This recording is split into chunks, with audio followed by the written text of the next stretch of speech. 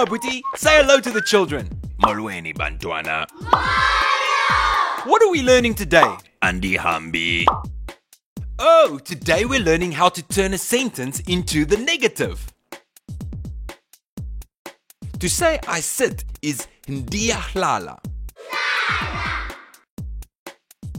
But to say I don't sit in isiXhosa is andihlali. Okay, stop for a second. Let me explain. Ndiyahlala is the positive form of the sentence. To turn it into the negative, we start with a. Ndi stays in the same place, but we take away the ya. And we change the ending of the verb from a to I. So hlala becomes hlali. Andihlali.